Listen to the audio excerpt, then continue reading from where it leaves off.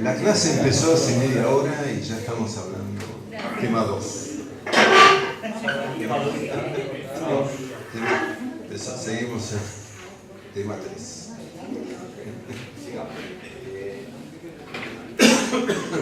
Se me ocurrió. Internet es una. La vida se mueve siempre, ¿no? Nada es estable en el mundo, ¿no?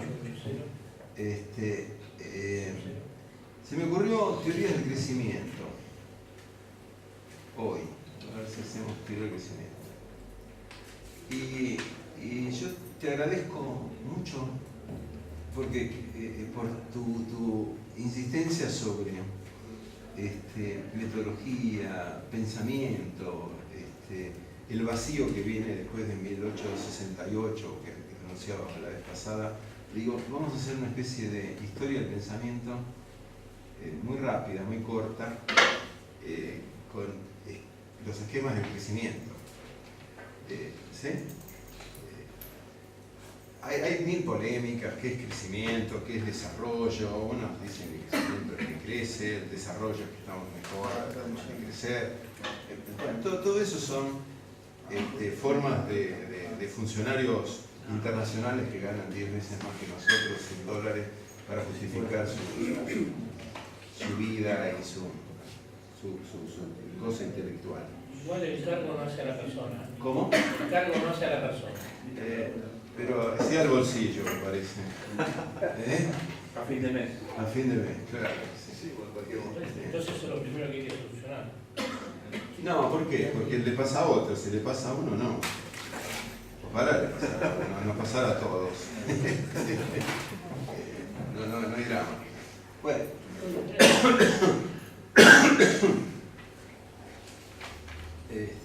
La gripe. Vamos a ver un poquitito de historia del pensamiento. Yo tengo la impresión, creo que todos ustedes también, que el mundo en 1750, qué sé yo, más o menos por ahí, cuando comienza la primera revolución industrial, era muy similar a la era de los dinosaurios, con respecto a la evolución desde ese momento a ahora. ¿Sí? De eso creo que coincidimos un poquitito. ¿Puede ser? Afortunadamente vivimos de este lado del corte y no de aquel lado del corte. La vez pasada, no sé, mucho leía que la esperanza de vida en el mundo hacia 1880, ¿cuántos años era? Hoy día es 76, 78, más o menos. 41 años, exactamente. 41. Y vos decís, vos fíjate, en 100 o 30 años, 120 años, 150 años, suponete. Fíjate la evolución que tuvo la humanidad. Yo tengo una impresión sobre esto que no está en las teorías económicas. Alguno la escribirá al final de esta lista y dirá que soy yo el autor de esta cosa y me darán el Nobel, que son los mangos que necesito para solucionar la deuda del pasado. Que el mayor invento de la humanidad fue el papel moneda. Esa es mi impresión. Porque antes del papel moneda, ¿qué existía? El cacao entre los... Trueque. Pero además, cacao, sal. La sal, las hojas de tabaco, las bolsas de trigo. Entonces vos para comprarte un edificio de 30 pisos, no sé cuántas bolsas de cosas, y no podías ir ese día y decirte, ¿por qué me voy a comprar el edificio? Y te vas con el dinero a cuesta. Pero no solo por eso, sino yo digo, en la historia de la humanidad, creo yo, uno de los grandes inventos fue la penicilina. La penicilina es un corte significativo en esto de 41 a 78 o 76 años como esperanza de vida, como salto. La penicilina creo que tiene una razón fundamental.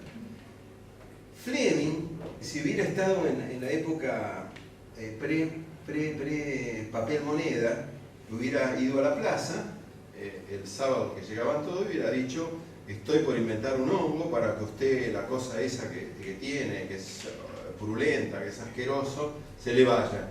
Entonces, a cambio de esa posibilidad, deme 50 pollos. Entonces le dan 50 pollos, al año siguiente viene Fleming y dice todavía no, y tarda 20 años y la gente no le va a dar los pollos. Entonces la existencia del papel moneda implica la existencia de un Estado con gasto y legitimado para emitir esa moneda. Ese hecho permite la existencia de Fleming. ¿Por qué? Porque va a haber un Estado apoyando y no todos nosotros convencidos de que este tipo nos está robando, porque en algún momento vamos.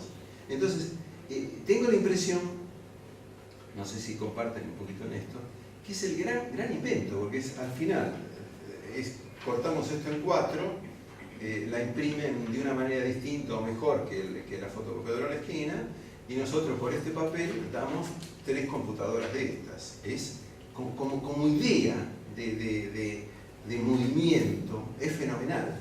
Pero nos tenemos que ubicar que son 600, 700 antes de Cristo, digamos, hace 2500 años. No, seguro, pero con la existencia de los bancos centrales comienzan en el siglo XX. Ah, no, sí. ¿Sí? Antes la moneda era el metálico. Entonces, ¿por qué era el oro? Porque una cosa tenía en una muy pequeña cantidad un valor enormemente grande. No eran bolsas de tabaco ni de... Entonces se podía...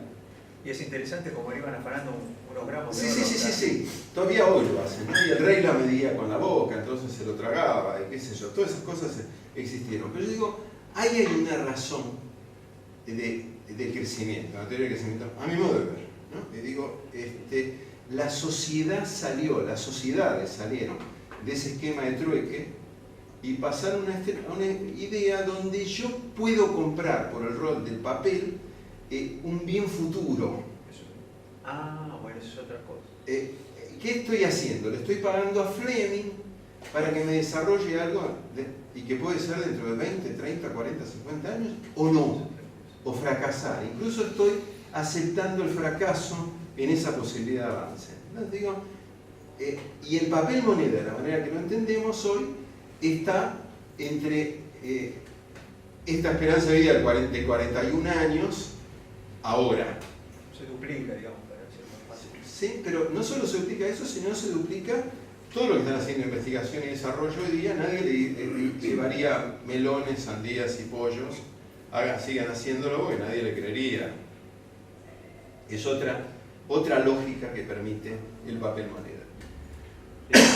Quería pensar en voz alta, ¿no? Hace muy poco encontré en internet un dibujo que mostraba que habían venido los conquistadores, digamos, con una espada en la mano y la Biblia en la otra, ¿no? Sí. Y que después de un breve periodo entregaron los conocimientos de la Biblia a los pueblos originarios y se quedaron con las tierras que ellos tenían a cambio de la Biblia, ¿no? Sí.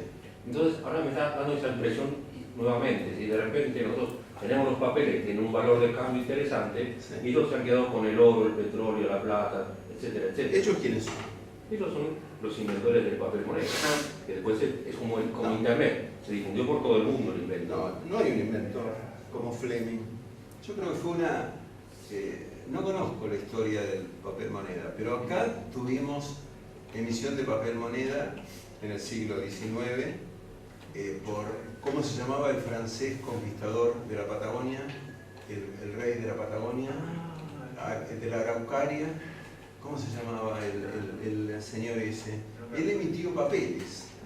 Papeles emitió Mauá en 1860, 1870, y papeles emitió acá, con el título del banco, el Banco de Londres, y se lo prestaba a los gobiernos provinciales. Le prestaba, el gobierno provincial se endeudaba, y el gobierno provincial, para pagarle la deuda al Banco de Londres, ¿qué le entregaba? Tierras.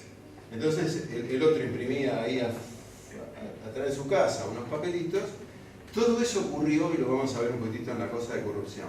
Pero lo que yo quiero mostrar es otra cosa, que la relación entre Fleming y la papel moneda.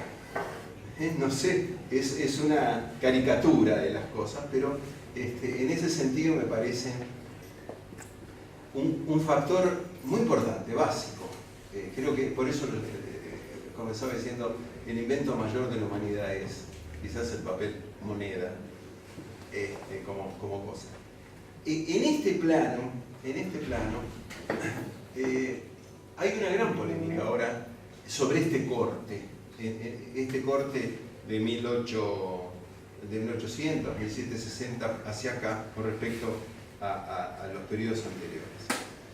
Hay algunos autores que plantean que el eje básico del crecimiento no parte de la moneda, sino parte de la energía. Y planteaban que antes de la revolución industrial, la energía era una energía de fuente orgánica. ¿Qué significa fuente orgánica? No, eso es inorgánica mineral. El orgánica es que son los bosques, que talamos los bosques y quemamos, tenemos energía desde ahí, desde el orgánico. La energía orgánica también está en el buey, pero al buey le tenemos que dar pedazos de tierra para que coma. Entonces, ¿cómo? El caballo para mover. Exactamente. Entonces, el esquema básico que plantean algunos autores ahora es que el crecimiento basado en fuentes de energía orgánica es competitivo de la alimentación humana, entonces es competitivo el crecimiento, contradictorio al crecimiento. ¿Sí?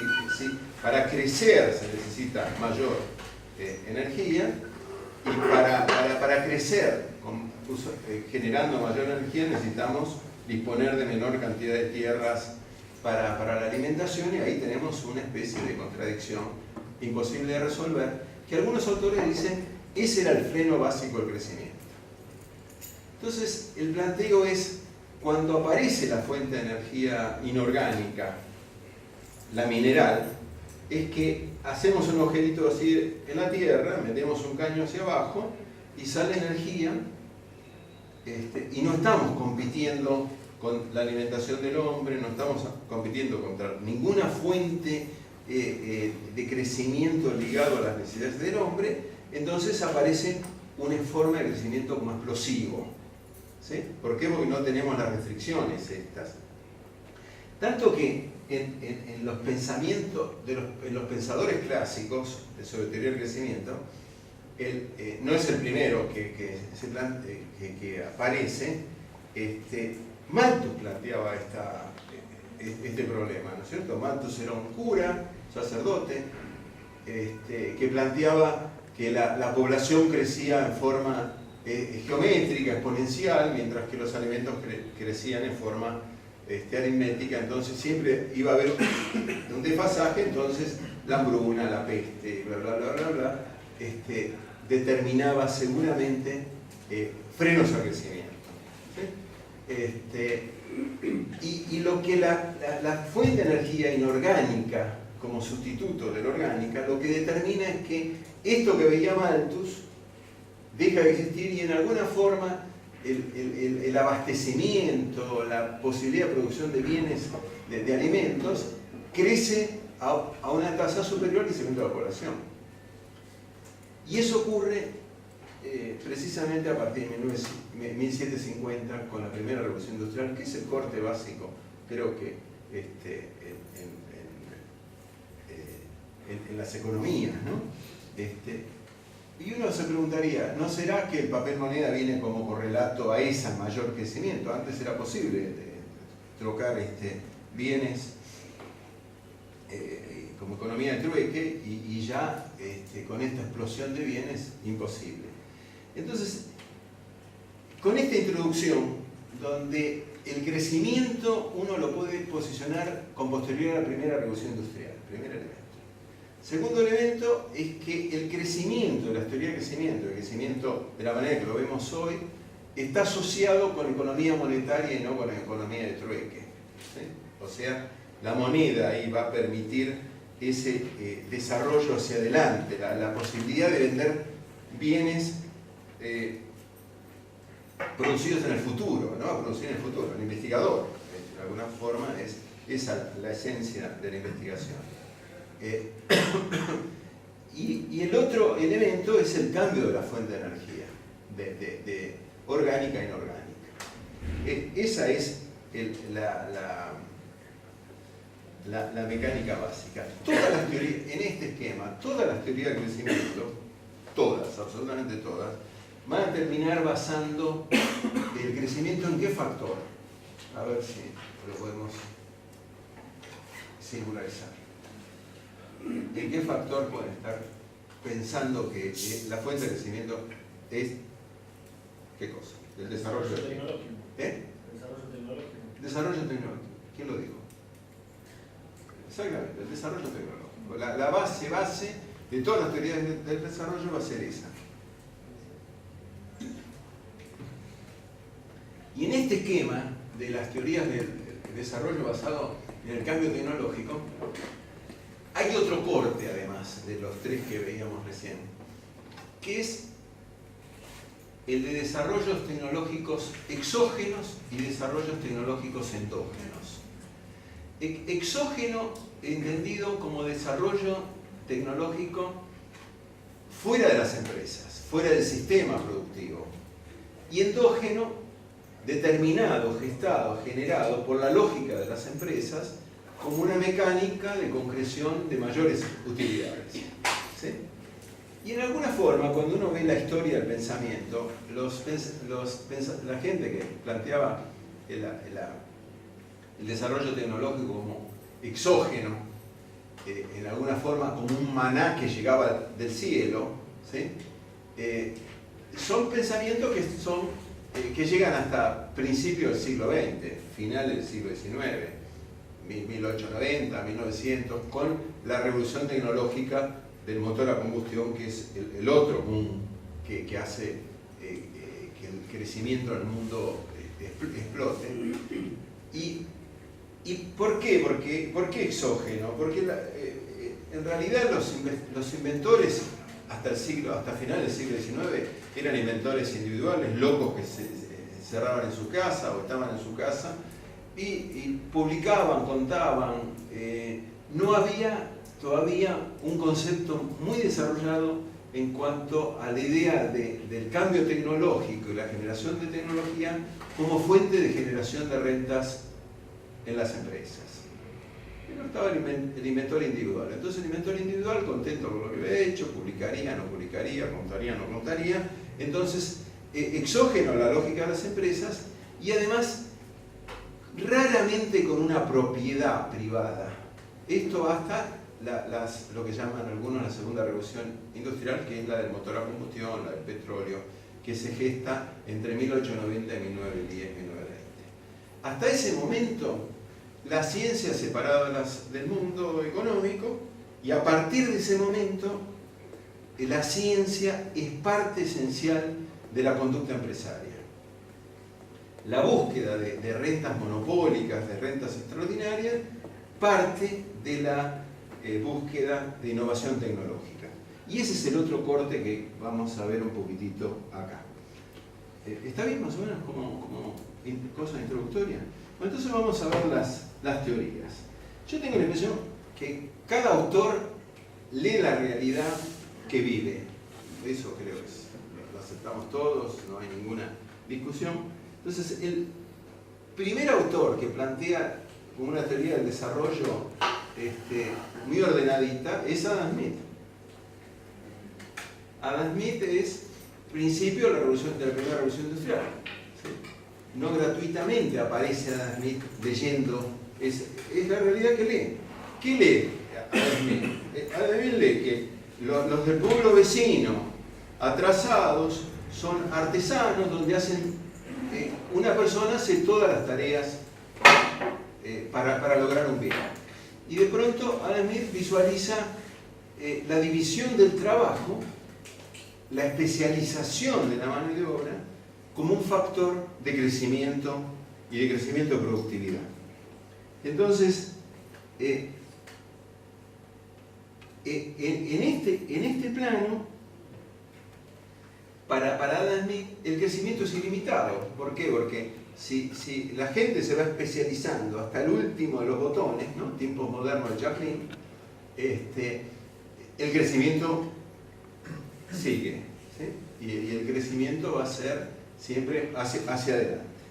Pero la especialización implica la división organizada de tareas también. Claro, exactamente. Después se va complejizando la misma idea, pero él parte de un mundo artesanal donde los gremios son gremios para hacer un zapato y no hay especialización ahí, sino hace todas las tareas la misma persona. Él encuentra en la división del trabajo el factor básico del crecimiento. Después aparece la electrónica y el celular, y eso limita el crecimiento, ¿es así?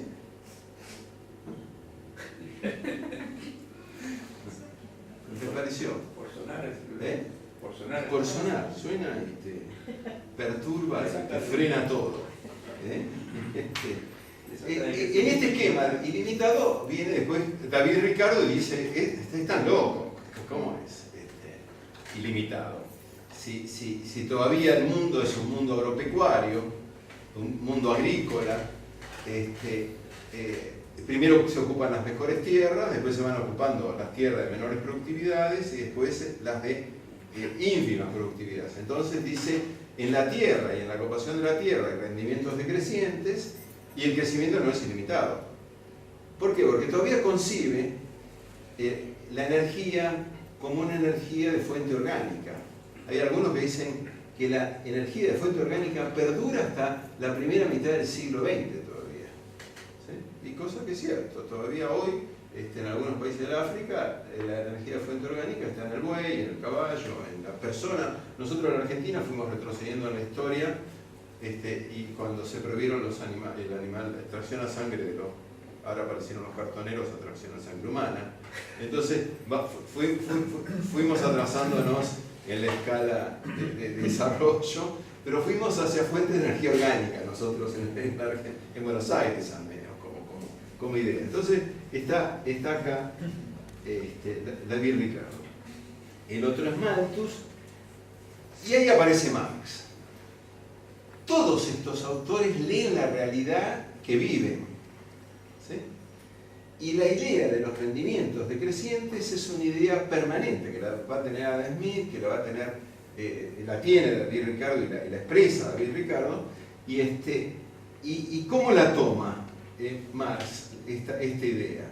Él dice que la tasa de ganancia en las economías tiene una tendencia decreciente y formula la ley fundamental del marxismo, que es la tendencia decreciente de la tasa de ganancia. O sea, ¿qué plantea acá? Que hay, al estilo Ricardo, no solo rendimientos decrecientes en la parte agrícola, sino también en la parte industrial y en el resto de las actividades. Muchos han tomado esta concepción y han planteado que la crisis del 2007-2008 precisamente se debió a la caída tendencial de la tasa de ganancia, cosa que empíricamente nunca se pudo demostrar, y cuando se busca demostrar se demuestra paradójicamente a la inversa, que hubo una tendencia creciente de la tasa de ganancia, pero no implica esto crítica al marxismo, sino a esta concepción como concepción universal en todas las coyunturas, ¿no? A partir de acá, el otro pensador clásico que llega y plantea el tema del crecimiento es Keynes. Muchos años después, Keynes escribe en 1936, y Keynes define el crecimiento como un elemento que va a ser inducido desde la acción estatal también, no solo por la acción estatal, pero donde la acción estatal es absolutamente relevante, y que el eje básico del crecimiento va a estar dado en la demanda efectiva, en el crecimiento de la demanda efectiva. Entonces Keynes va a plantear el tema de la propensión marginal a consumir, las propensiones marginales a consumir crecientes van a permitir un aprovechamiento mayor en cuanto a nivel de actividad y demás. El gasto público va a ser otra pata del incremento o de la formación de la demanda efectiva. Entonces, Keynes va a ir más sobre una economía donde el rol del Estado es fundamental en el mantenimiento o preservación de tasas de crecimiento. Por último, en este esquema de modelos clásicos, hay un modelo que a mí me parece que es fundamental y que explica mucho de la economía de hoy, paradójicamente. Son los modelos de oferta ilimitada de mano de obra.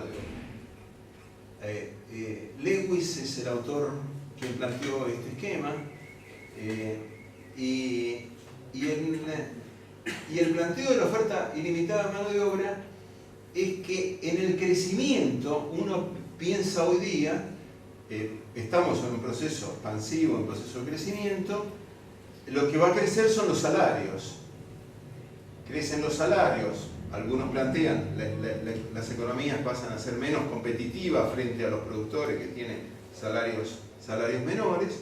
Entonces, el propio proceso de crecimiento llevaría a una especie de trampa donde por su expansión y la expansión de sus ingresos lleva a la no competitividad de esa economía. Entonces Lewis dice, hay economías donde el rasgo peculiar de la economía es la oferta ilimitada de mano de obra. ¿Qué significa? Que cuando necesitamos mano de obra abrimos la puerta, entran los que nosotros queremos que entran. En el crecimiento, con esa lógica de oferta ilimitada de mano de obra, el salario no crece nunca. E incluso cuando entra algún otro bolsón de mano de obra, podemos hacer que entre más mano de obra sacamos a los caros de este lado, traemos a los baratos del otro y seguimos abaratando el precio abaratando el salario, el precio de la mano de obra. Y en este esquema, yo digo, este es un modelo explicativo válido de la coyuntura mundial de hoy. ¿Por qué? Porque Estados Unidos en algún momento toma la decisión, hace 20, 30, 40 años, no sé cuándo, de eliminar trabajadores de cuello azul, de eliminar chimeneas, mandar las chimeneas a otro lado y hacer tareas, trabajos de cuello blanco. ¿Qué significa de cuello blanco en relación a cuello azul? Cuello azul significa $1000 mensuales, cuello blanco significa $10.000 mensuales. Un ingeniero frente a un obrero muy especializado, poco capacitado. ¿Sí? Va hacia al mercado de la tecnología, del alto salario, porque dice, esto es el mundo que nos conviene, porque vamos a estar teniendo 20 personas acá trabajando, con una generamos el mismo producto a nivel mundial. Pero en esa lógica, ¿qué le conviene a Estados Unidos? Que eso que hacían antes como cuello azul, lo hagan los bolsones, las naciones que tienen oferta ilimitada de mano de obra. Estaba leyendo, en Bangladesh había ahora una huelga donde pedían pasar de 26 euros a 32 euros de salario mensual. Mensual. Mensual. Son 32 por 1. Entonces vos decís... Son $50. ¿Sabes qué? $40. Vos decís, no comés ni en un plato de tallarines, con una cosa así. ¿Sí? Y Estados Unidos le va a cambiar un ingeniero de 10.000 por una camiseta, ¿sí?, de $26 o euros, qué sé yo, no sé cómo es la cosa, mensuales, por este concepto de Lewis de la oferta ilimitada de mano de obra. Entonces, el concepto de oferta ilimitada de mano de obra es un concepto de crecimiento, pero también es un concepto de distribución del ingreso en el mundo, indudablemente. Profesor, Sí. aquí una pregunta que me surge. En el año 82 y 84, ya estábamos en democracia, yo podía almorzar en un restaurante chino por $1. Digamos, eso hoy en día suena ridículo, ¿no? En la Argentina. Sí, sí. Lo mismo en un restaurante chino donde almorzaba el gerente de una empresa muy importante. ¿Sí? Quiero decir que no era un restaurante chino cualquiera, Sí. era un buen restaurante chino en Buenos Aires. Sí, sí. $1, más bebida. 82. Sí, está bien. En esas épocas, un departamento en capital costaba $6.000. Sí, 6, 8 mil dólares. Sí. ¿Y con eso qué quieres significar? No, lo que quiero decir es que a veces uno en un país determinado piensa que $40 por ahí es una aberración, seguramente lo es, pero a lo mejor $400 sería pasando una aberración y por ahí no lo es, porque uno, digamos, tiene como distorsiones de una época a la otra Sí, en por cuanto a la supuesto. cantidad de dólares que se necesitan para vivir dignamente, ¿no? Por supuesto, sí. Sí, sí, sí, sí. O sea, yo en aquella época, Es así, con es así. mi pobreza de hoy, en aquella época sería riquísimo. Y en cambio, digamos, si fuese al revés, digamos, como desaparecería por aquí. Sí, tuvimos en Argentina es un país muy peculiar en ese sentido, ¿no? Fin de los 70, 1980, 1981, una casa, un departamento costaba $120.000, cuando 10 años antes valía, y no, quizás no tanto 10 años, sino un poquito menos, valía $10.000 el mismo departamento, $15.000 el mismo departamento, $20.000 el mismo departamento. Y después en el 2001, 2002, ese departamento que valía en alguna forma 120, 130, 140.000, llegó a valer 15.000 de vuelta. No, O sea, no. Bueno, ¿cuánto? 25.000. Nunca bajó la propiedad. Sí, ¿cómo no? Estoy en el tema, ¿no? Sí. Jamás bajó la propiedad. Sí. Nunca. En los barrios, perdón, en la zona norte, en cualquier otro lugar puede ser que haya bajado, pero en zona norte nunca bajó la propiedad, jamás. ¿Puedo disentir? Porque Sí. en Belgrano, cuando hubo el momento de inseguridad, igual que pasó en los barrios más altos de Longchamp, las casas que valían $150.000 se vendían en $50.000. Nunca. Sí. Averiguarlo bien. Pero eso Era un poquito circunstancial, obviamente. Está bien, pero no importa. ¿Qué modelo podría llegar a ser? Porque si vemos acá, el tema pasa por el salario. Si vemos el modelo marxista, hablaba del salario. Keynes habla del salario y lo toma como un efecto del salario. Y la oferta limitada de mano de obra que presenta Lewis también lo hace en el salario de conseguir esta mano de obra cada vez más barata, más barata. El ejemplo que trae usted es claro, o sea, mantenemos niveles de salarios bajos para tener grandes producciones, para tener grandes actividades comerciales, económicas, o regulamos con un modelo más o menos keynesiano, ver qué tipo de cambio vamos a tener para saber el salario, para poder tener una venta de importación o de importación de elementos. Sí, sí. En este caso, acá, hoy, lo que plantean los compañeros con respecto a las variaciones de los precios de las propiedades, también influye en el salario. Sí, claro, sí. Sí. ¿Cuál sería el modelo? Yo con respecto a los precios de los departamentos, me interesa mucho el tema de los bienes inmuebles, porque es un reflejo de la marcha de la economía, me parece, como idea. Hay gente que plantea que los precios de los activos, de este tipo de activos, se correlaciona directamente con la tasa de interés real. Si la tasa de interés real es negativa, los precios de los activos, ¿cómo va a estar? Arriba. Muy alta. Exactamente. Si las tasas de interés son muy caras en términos, va a ser inversa. Y la otra lógica es cuando el salario en términos de la moneda de referencia mundial está alta, los precios de los activos van a estar altos. ¿Por qué? Porque en los dos casos, la tasa de interés real negativa y el salario en dólares, en moneda extranjera, altos, determinan demanda, crecimiento de demanda. ¿Sí? y en ese plano, lo que nosotros tuvimos en la economía argentina a lo largo del tiempo son variaciones muy significativas de los precios relativos. ¿Sí?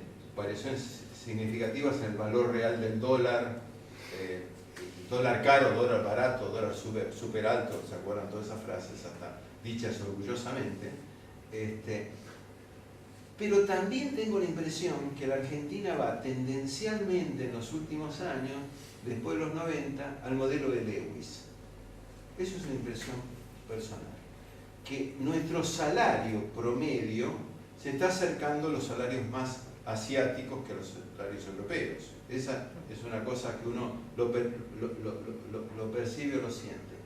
La otra, hay un par de economistas que plantean la llegada de los chinos a los supermercados es un tema de regulación de precios, termina operando como un tema de regulación de precios.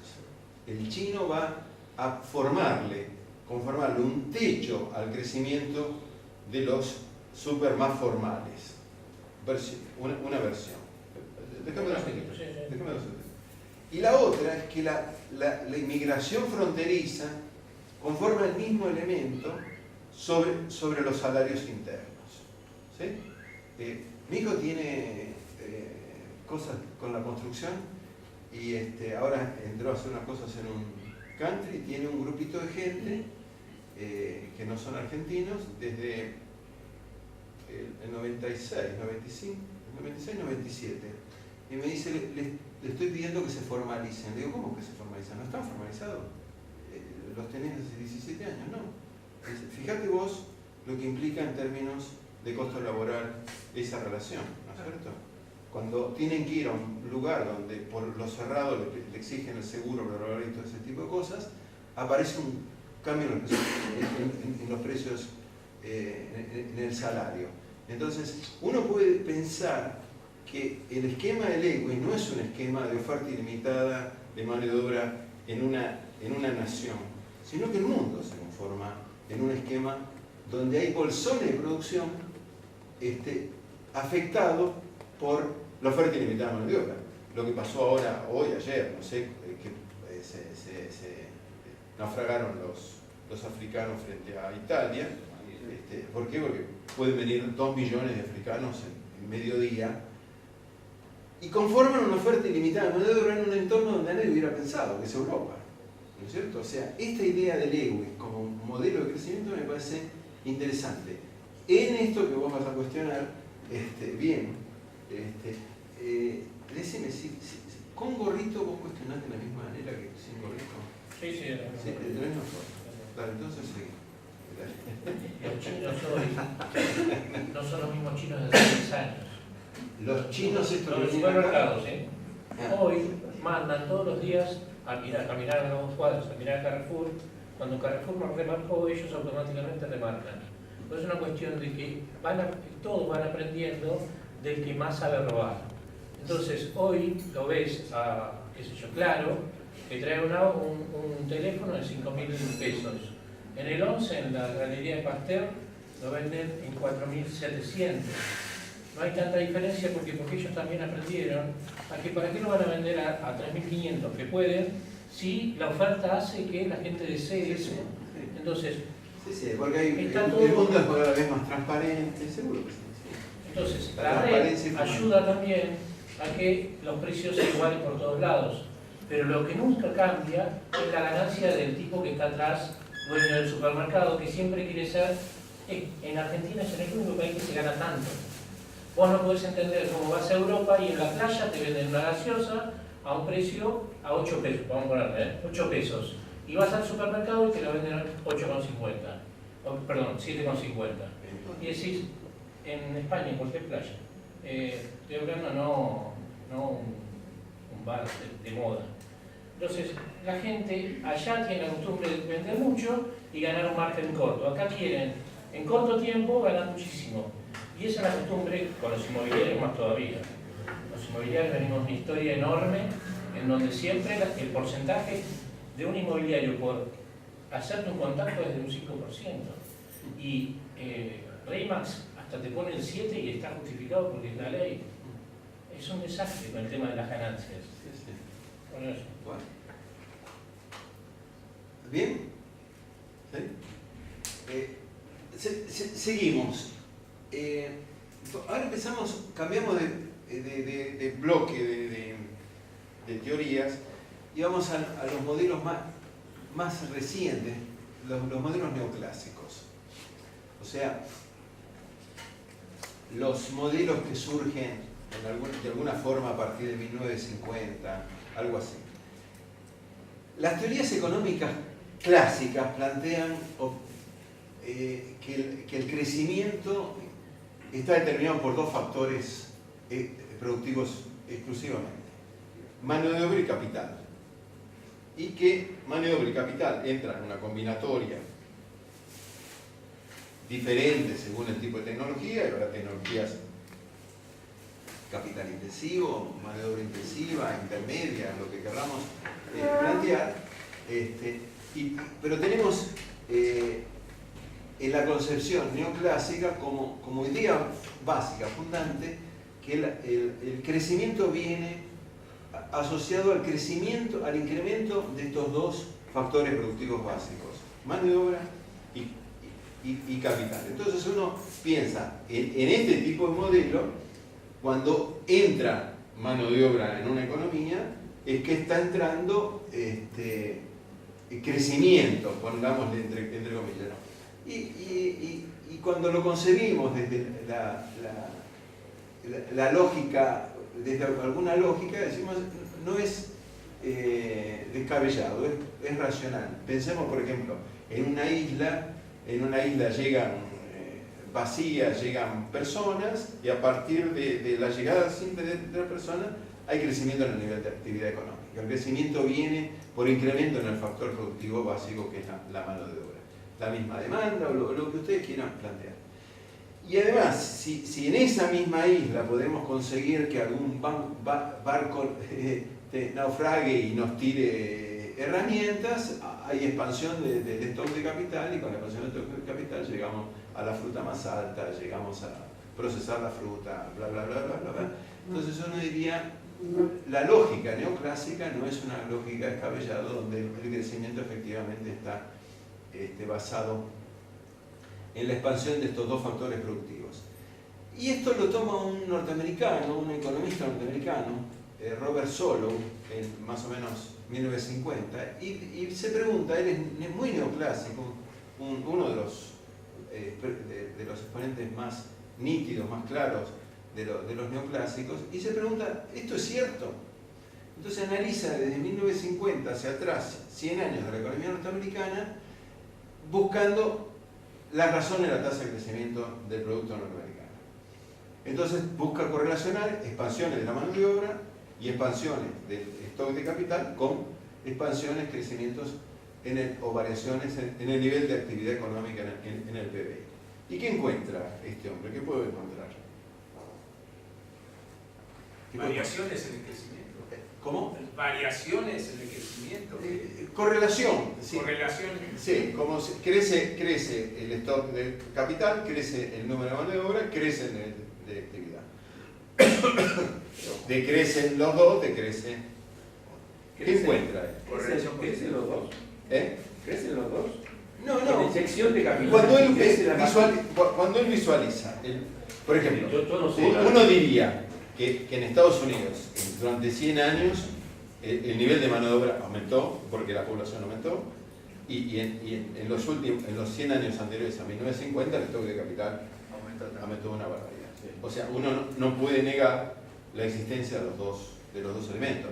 Entonces, él toma estadísticamente esta cosa y trata de correlacionarlo con el nivel de PIB. Sí. ¿Qué conclusión llegaría? Para mí, yo no sé la respuesta, pero me imagino que encontró que a mayor incremento de consumo de energía hay mayor crecimiento, o que a mayor consumo de hierro y aceros hay mayor crecimiento.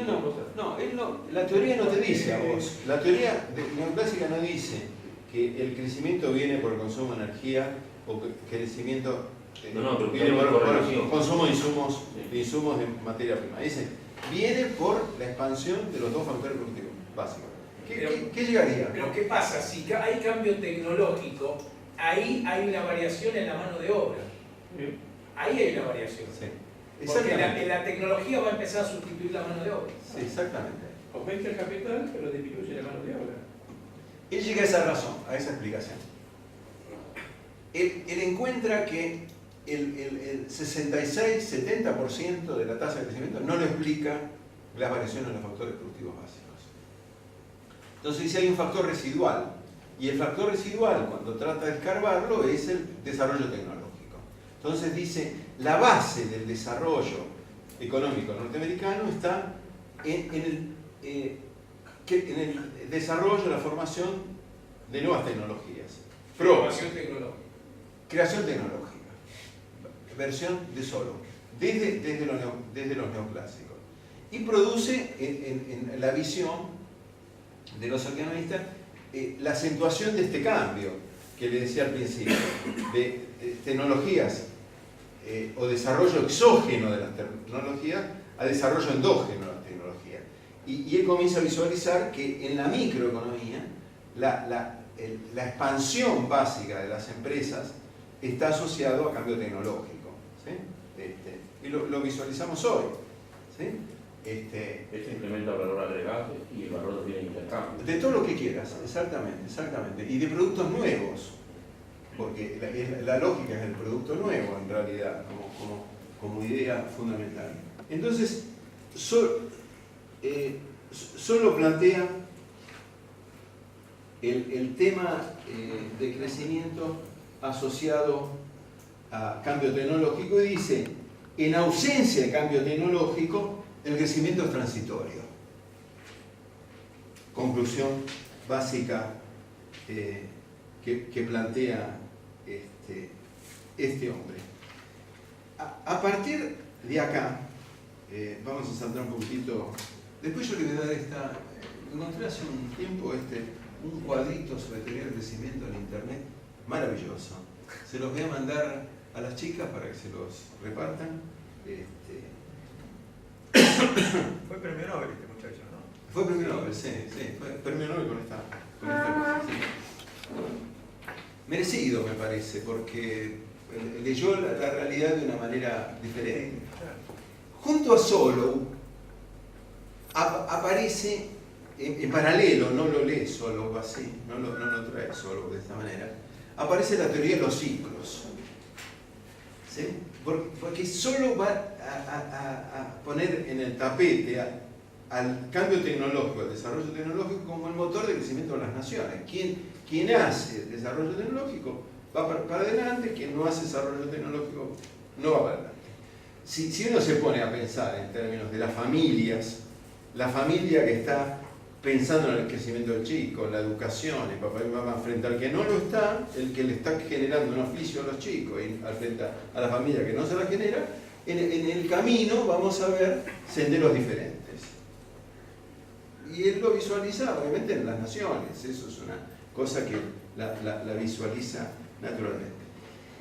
Y en paralelo a Solow está el ruso Kondratiev, exactamente, de los ciclos económicos. En paralelo a Solow, que yo no sabía, me lo contó el lunes alguien, unos amigos, que Kondratiev, por su esquema de visualización del crecimiento, Stalin lo mandó para Siberia y se murió en Siberia. Yo no sabía esto. Siempre Me tan pareció cariñoso Stalin. Siempre tan cariñoso Stalin. muy cariñoso con las verdades, ¿no es cierto? Claro, y la verdad- Fue con muchos que le ocurrió eso, ¿no? Grandes intelectuales. Sí, grandes y chicos. Chicos. No importa, a él no le importaba la cosa. Recomiendo mucho el libro de Padura, El hombre que amaba a los perros. El hombre que amaba a los perros es la historia de Mercader junto con la de Trotsky. Leonardo Padura es un escritor cubano que vive en La Habana.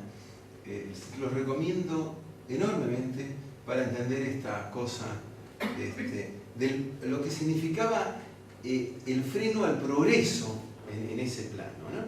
Bueno, ¿qué visualiza Kondratiev? Kondratiev sale, todas estas cosas tienen su razón de ser en el pasado de ellos, ¿no es cierto? Antes se asumían los ciclos como ciclos cortos, medianos, qué sé yo, al estilo de los mayas. ¿Qué hacían los mayas? En los ciclos estacionales, Exacto. de la naturaleza. Los ciclos de la naturaleza, exactamente. Los mayas cada 7 años mudaban de lugar. Suelo. Y entonces había un ciclo asociado a la naturaleza y aparece un francés, Juglar, y dice los ciclos son entre 7, 8, 9 años. Y ahí está. ¿Y de qué depende? Depende de los dioses. De los dioses, cómo vengan los dioses, si se enojan con nosotros o no se enojan, y si para que no se enojen, sacrificamos a los chicos más bonitos, los mandamos a la piedra del sacrificio. Teoría del crecimiento tenían ahí, o no tenían la teoría del crecimiento. La teoría del crecimiento es cuanto más chicos sacrificamos, más los dioses nos van a probar y más lluvia va a venir, más crecimiento vamos a tener. Lo invento ahora, pero me parece que puede ser hasta concebible racionalmente. Entonces, si sacrificamos mucho, salimos de la boca para comer. ¿Cómo? Si Y sacrificamos además, como todavía estamos en la fuente de energía orgánica, dirían estos ingleses que acabo de leer, de contar, mucho más todavía. Pero, entonces, Kondratiev dice, no hay nada que ver con el ciclo de la naturaleza. Los ciclos de la naturaleza son ciertos, indudablemente no podemos negar que existe un ciclo de la naturaleza, pero él está dentro de la primera revolución industrial, de la segunda revolución industrial del motor a combustión, entonces visualiza que los grandes cambios tecnológicos producen una masiva expansión. ¿Por qué? Porque van ocupando espacios nuevos, van generando espacios nuevos, y hay, según Kondratiev, ciclos largos de 50 años. ¿Sí? Y los ciclos largos se asocian con que la fase expansiva está en el desarrollo tecnológico, en un desarrollo tecnológico nuevo en particular.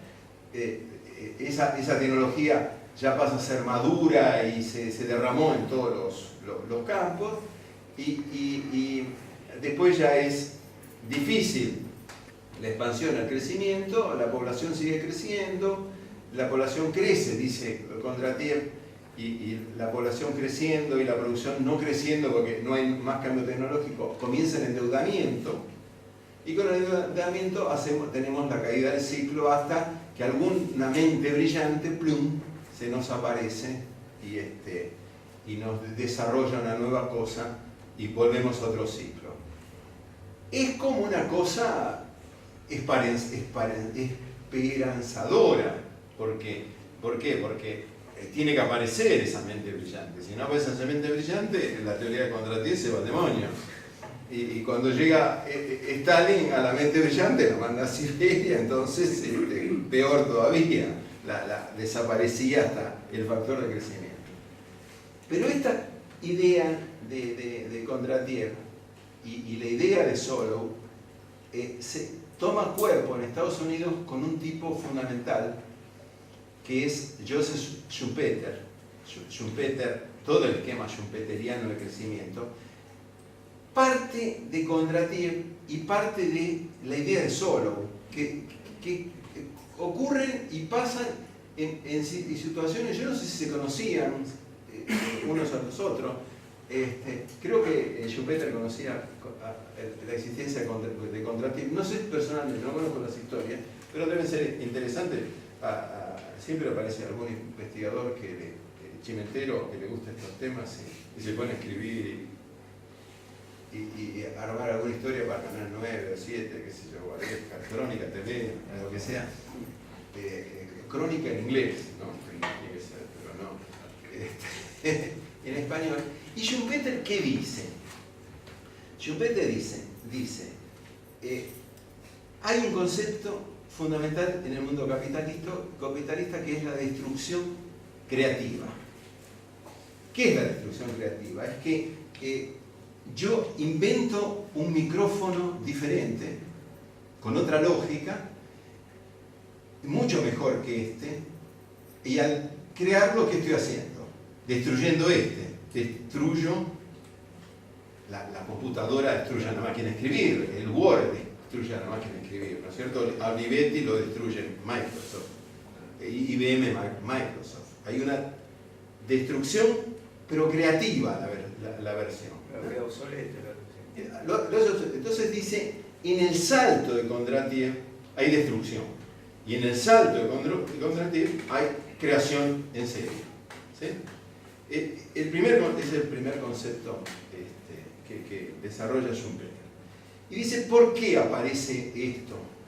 Y ahí aparecen, ahora los críticos de Schumpeter lo trituran por este concepto que acuña Schumpeter, que es el de los espíritus animales, animal spirits. Entonces dice, los empresarios son unas bestias que atropellan, van para adelante, no les importa, están así, y el animal spirits es un concepto básico en el empresario, en los empresarios, como factor expansivo, como factor de crecimiento. ¿Sí? Entonces dice, este es el segundo elemento de Schumpeter.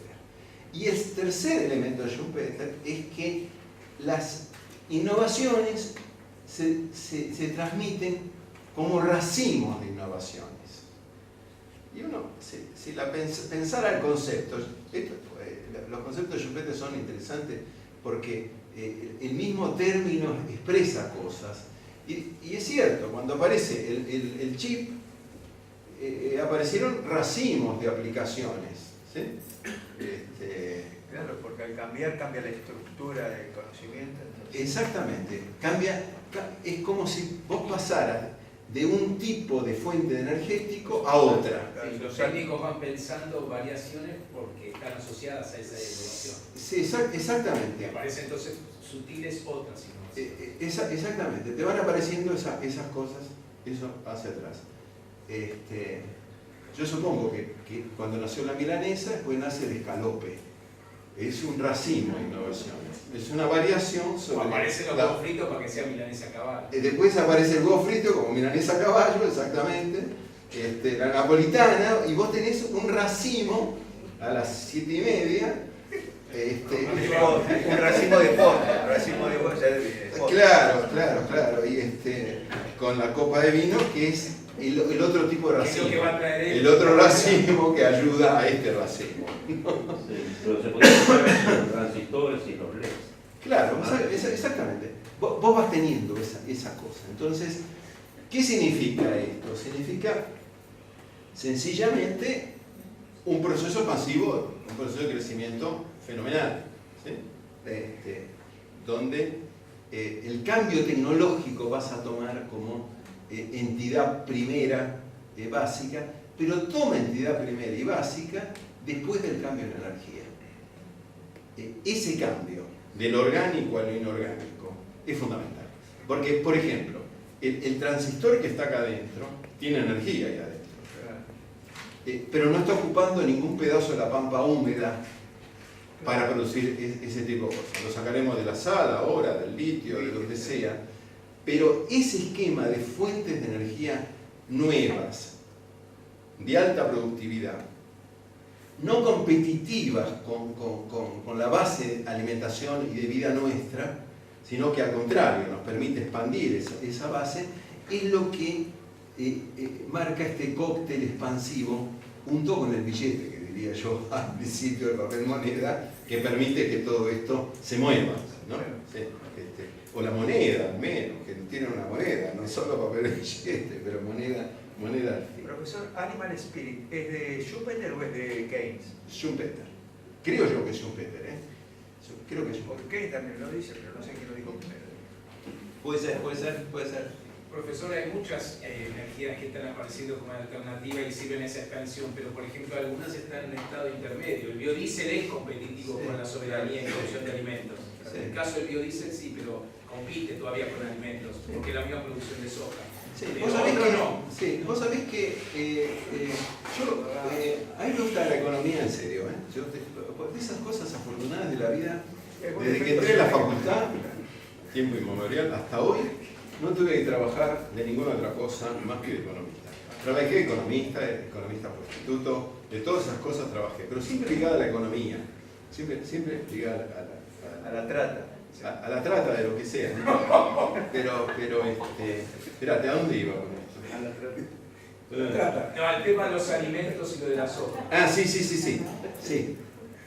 Y me gusta mucho, algunos me critican porque en vez de ponerme a ver canales en serio, me gusta el canal rural. Porque el canal rural me da una sensación de economía real. De economía real. Y hace muy poquitos semanas, días, meses, no sé cuánto tiempo, pasaron un programa que me impresionó muchísimo, que es, inventaron una máquina donde saca el rastrojo de maíz como del fondo ahora. ¿Sí? Antes, el gran problema del maíz es que la marlera funcionaba con el tronquito del maíz de adentro, y el resto quedaba ahí adentro. Después apareció una máquina y sacaron un poquitito más, pero ahora con esta máquina, muy nueva, muy nueva, que saca el rastrojo desde el fondo, conforman una base para hacer biodiesel no competitivo con alimentación. Entonces está ¿cómo se llama? DuPont, creo, y alguien más en Estados Unidos montaron una planta en Iowa ahora para trabajar rastrojo del maíz y biodiesel. Entonces, y en esto es el esquema esperanzador de la tecnología, donde vos ves, es cierto, Soluciona problemas. pero empieza a solucionar problemas. Claro. Empieza a solucionar problemas. Entonces vos empezás a tener aprovechamientos de cosas que... ¿Por qué? Porque los tipos se pusieron a pensar, y es un tema de rentabilidad. Cuando vos encontrás una ecuación de rentable, ¡pum!, la cosa funciona. ¿Está bien? Sí, vamos. Bueno, yo me voy cansando.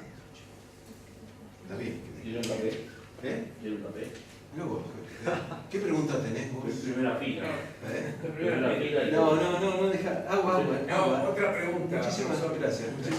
No es lo mismo esos altos índices de innovación tecnológica y que tiene que ver justamente, sea el espíritu animal, la demanda, etcétera, nuevos, hoy día más con el consumo, con nuevas tecnologías, etcétera.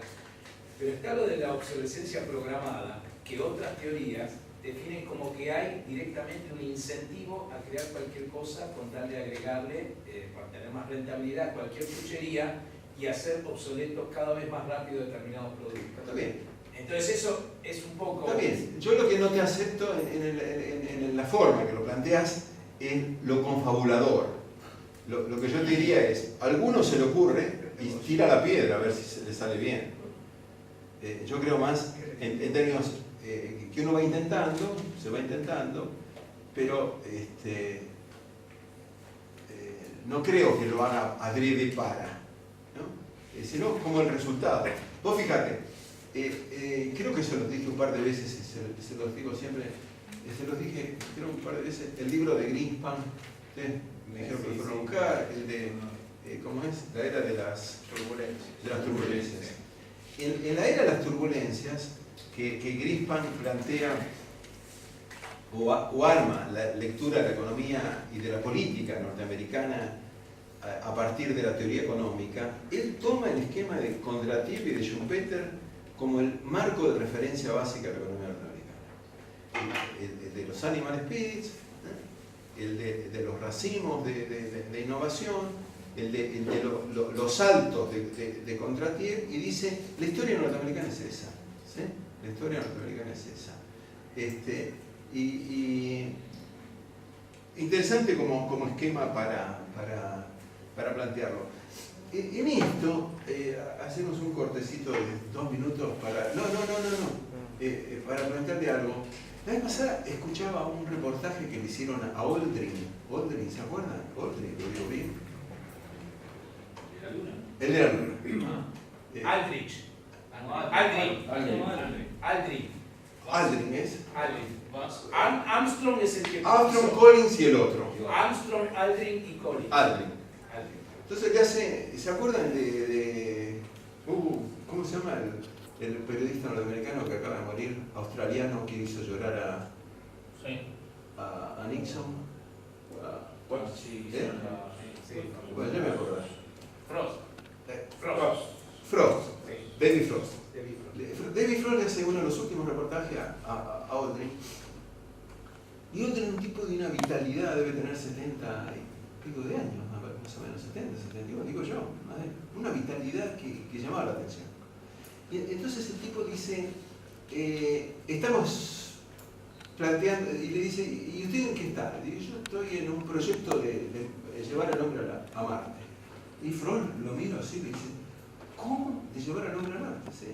Dice, ¿y qué razón? Dice, llevar, con todos los recursos que eso puede implicar, recursos, personas, dinero, con la pobreza que hay acá, con el hambre que hay allá, con la falta de vivienda que hay acá. Y Frost contento, como diciendo, te destruí la cosa. Y Aldrin le dice, usted sabe, cuando se planteó el proyecto de la Luna, lo que generó el proyecto de la Luna fue incentivos a las mentes más brillantes de Estados Unidos y de Europa en alguna forma. Atrajo la atención y el interés de las mejores cabezas que teníamos en Estados Unidos. Dice, y lo logramos, ¿sí? Porque además se transforma en un desafío. Se transforma en un desafío. Dice, y lo que uno tiene que hacer permanentemente es lanzar estímulos para que la mejor cabeza aparezca. Dice, bueno, pero ¿en qué se expresó? Dice, ustedes fueron y volvieron. Dice, no se expresó en nada. Dice, usted no conoce la historia norteamericana entonces. Dice, Silicon Valley está hecho por los ingenieros y químicos y físicos que tenían 20, 25 años, 30 años, y algunos más o menos, ligados a ese proyecto. Dice, y nosotros ahora estamos convencidos de que el esquema del estímulo tiene que salir y aparecer. Y me pareció, digo, una forma simple, absolutamente elemental, pero muy expresiva de la cosa. Yo digo, ¿no será eso lo que nos falta a nosotros de la clase política? La clase política generando estímulos para... Y me acordaba de un ejemplo horrible, realmente un ejemplo horrible. Ustedes saben quién fue, no sé si debe vivir, no sé, Castro Madero. Sí. El capitán de navío que creó la CONEA. Exactamente. ¿Y por qué la crea la CONEA? Porque tienen el estímulo de crear la bomba atómica. El planteo básico del grupo S de la Marina era crear la bomba atómica. Cuando plantean eso como idea, no le pueden decir a los norteamericanos, vengan y ayúdennos a hacer la cosa. Tienen que hacerlo acá, porque es la lógica del producto incluso. ¿Qué desarrolla? Y Fundación Bariloche. Exactamente, desarrolla la Fundación Bariloche y el INVAP. Claro. El INVAP. Hoy INVAP está generando tecnología nuclear que vende a Australia.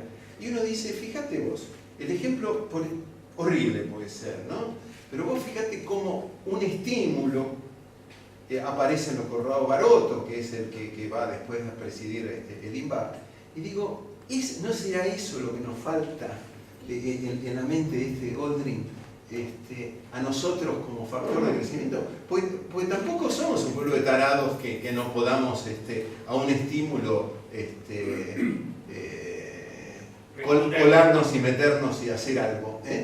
Claro, responder ese estímulo. Exactamente, responder. Digo, podemos fabricar vagones de tren, por ejemplo. Bueno, exactamente. Entonces, en el ejemplo que a mí me pareció, digo, bienvenida a la reconstrucción del sistema ferroviario.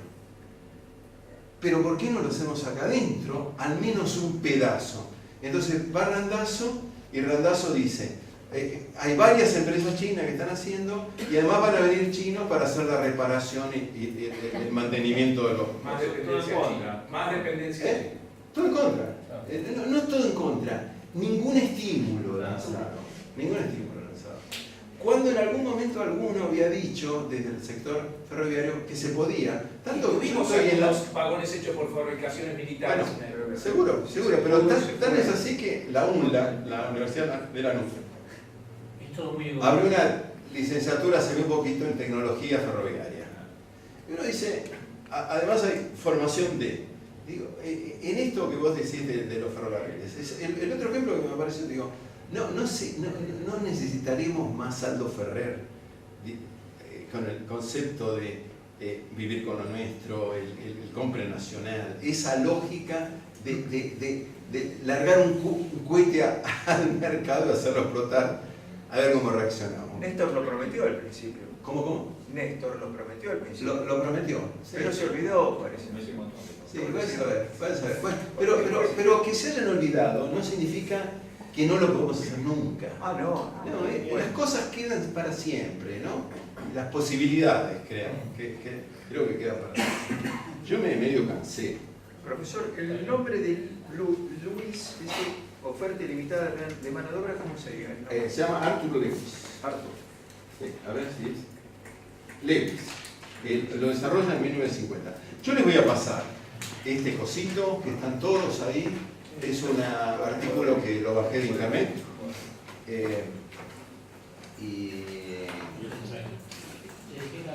Y se lo recomiendo mucho tenerlo, porque son como referentes para entender, Para poder pensar.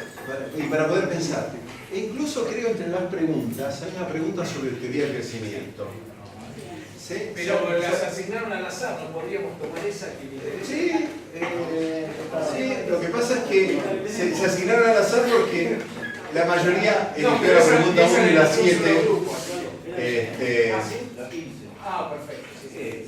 Ya está. Pero ahí tienen una para visualizarlo, para entenderlo. Yo tenía otra idea. ¿Tienen 5 minutos más? ¿Sí? ¿Puede ser? Y yo ahora me paro, ya la gripe en esta hora me curé. Yo quería plantearle un esquemita de teoría de crecimiento desde la teoría económica argentina. ¿Puede ser? Sí.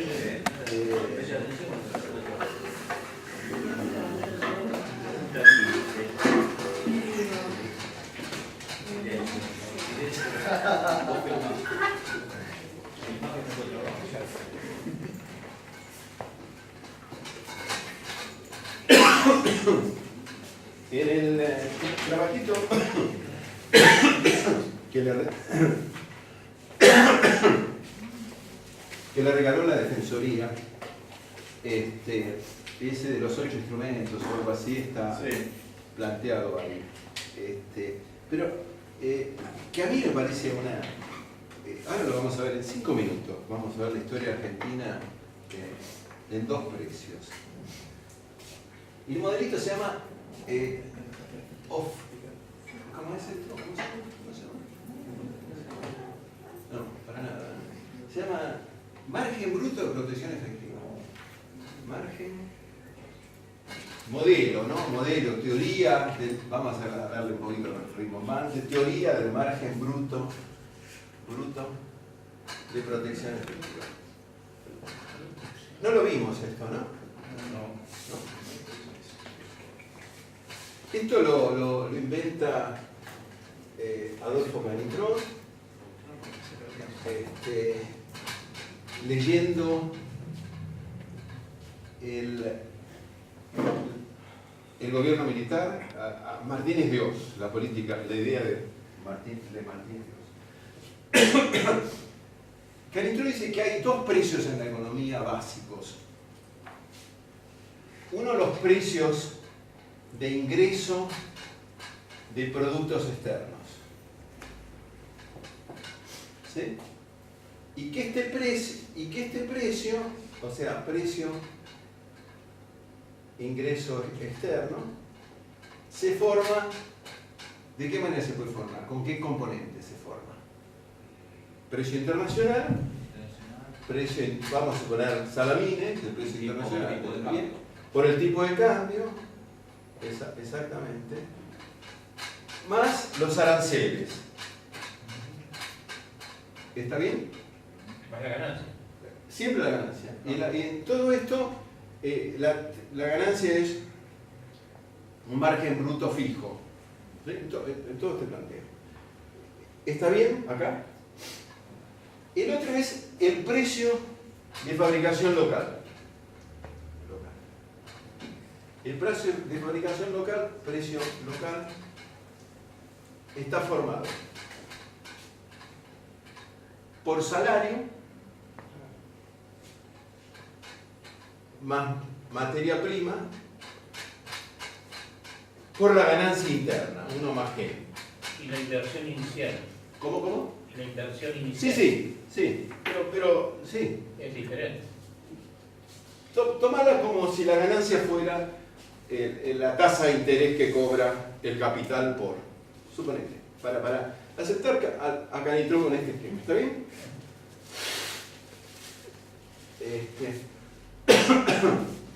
¿Qué precios controla o maneja la Argentina como país? Los de abajo.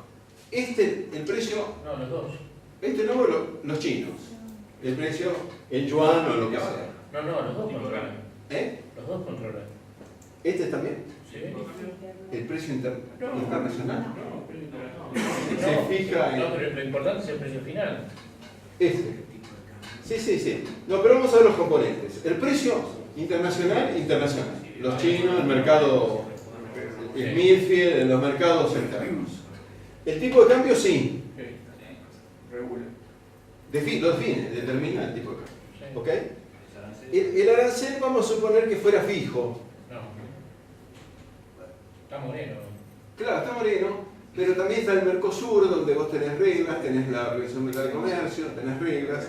O sea, Moreno puede, pero hasta donde grite, pero en la práctica tiene los otros márgenes. ¿Se acuerdan que nosotros decíamos que la materia prima es salario más tarea y que esto en realidad termina siendo salario? La ganancia es un margen bruto fijo. ¿Está bien? Es el gorrito. Es que, a ver, por eso es que estudian tanto que van a importar. Hay cosas que terminan vendiéndolo mal. El tema de ganar plata, por eso tanta gente falla, porque no es lineal. No, seguro, pero seguro, tenés razón. Pero, Gracias. Con gorrito. sí, pero déjame hacer la caricatura Ok. de la fórmula y después complejizamos la fórmula, pero por lo menos entendamos la caricatura de la fórmula. Entonces, ¿qué precio queda acá? El salario, como definición de política económica. ¿Está bien? ¿Qué es el margen de protección efectiva? Canitro dice que las economías anteriores a 1980, 1975, 76, se manejaban posicionando este precio muy por encima de este. ¿Sí? Margen de protección efectiva.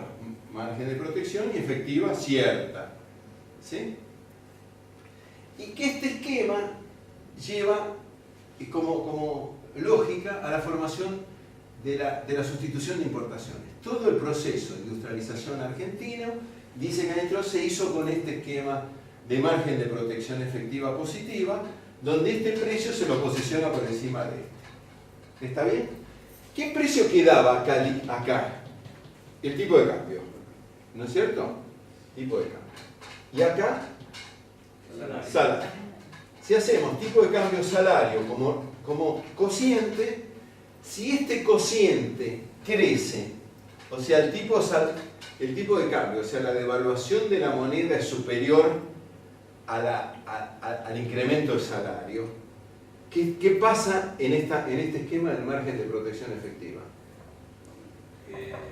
Se produce más, tiende a producir más nacional. Más nacional, o sea, crece el margen de protección efectiva. ¿Sí? Los planes de ajuste son planes donde la tasa de evaluación siempre tendió a ser mayor que la tasa de incremento de salario. O sea, el plan de ajuste, dice, fue un instrumento de industrialización, fíjate vos, en este planteo. Entonces dice, la lógica argentina de crecimiento no está en el esquema de Solow o de Schumpeter, sino está en el esquema tipo de cambio de salario, donde posicionar al tipo de cambio por encima del salario implica poder sustituir importaciones y hacer producción local. ¿Sí? El artículo de Canitrot se llama el disciplinamiento de la política económica, algo por el estilo. ¿Por qué? Porque dice, ¿qué es lo que hace Martínez de Oz acá? ¿Qué es lo que hace Menem? Que este precio, en vez de dejarlo por ahí arriba, lo manda en algunos casos por debajo del precio interno. ¿Sí? Elimina el margen de protección, sobrevalúa el tipo de cambio en relación al salario, baja enormemente o los elimina los aranceles. ¿Sí? Entonces hace, a través de este posicionamiento del precio distinto a la lógica de industrialización, lleva a la desindustrialización. ¿Sí? Dice, entonces, el esquema positivo del crecimiento de la Argentina y el negativo también se maneja desde los precios y desde estas dos relaciones de precios. Y está bien, como idea me parece una idea interesantísima. Entonces, fíjate, dale. Pero también viene en donde se transforma. Le diste mucho a la Serenísima, y compró a Sancor. Entonces compraron y se hicieron monopolio, como pasó con el cemento. Entonces eso termina cambiando porque hay solo dos dueños. El dueño del cemento son dos familias y dicen el cemento vale tanto. Entonces tienen el monopolio de todo, entonces eso también es una trampa. Sí. El tema de la competitividad y qué proveedores del Estado son más o bien favorecidos tiene que ver, sin duda. A ver, porque no entiendo, acá como lo notaste, ese tema... No, en el sentido de que no hay competitividad, entonces relación de competencia de precios también. Ah, sí. Vos decís que si a este lo posicionás muy por debajo de este, vos lo que no tenés es competencia interna. Eso es lo que vos decís. ¿Sí? No hay competencia interna, porque... Sí. Bueno, eso es lo que Canitrot dice, perdóname lo que te voy a decir, que era el pensamiento de Martínez de Oz. Martínez de Oz decía, estamos fabricando cosas caras.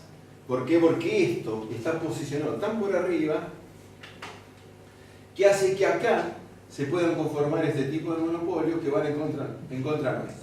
Visión Martínez de Oz. Entonces dice, y que después reaparece como idea en los 90, ¿no es cierto? Para Cavallo la inflación era un latiguillo continuo. Exactamente. Cavallo va a frenar la inflación con el posicionando el precio acá. Pero fíjate dónde va Canitrot, que es algo que a mí me llamó mucho la atención. Dice, si vos posicionás a este precio muy por encima de este, o a este muy por debajo de este otro, ¿sí? Acá, significa que cualquier cosa que ocurra acá adentro, en el ámbito productivo local, no cambia nada. ¿Qué tenemos acá? Dice él. Acá tenemos la CGT.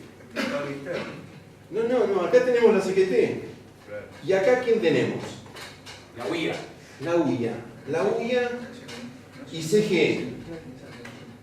¿Está bien? La UIA y la CGE. Canitrot dice, la sustitución de importaciones se hace con este precio por encima de este y con acuerdos entre este y este. ¿Por qué acuerdos entre este y este? Porque este ¿en qué piensa? No, este piensa en mercado interno. Este dice, yo lo que necesito en esta producción es vender. ¿Por qué? Porque estoy protegido de los chinos, estoy protegido. No hay problema, necesito vender. Pero que la gente compre. Y que la gente compre. Entonces yo lo que necesito es que este salario crezca. ¿Sí? Entonces dice, acá hay empieza el acuerdo CGT-CGE.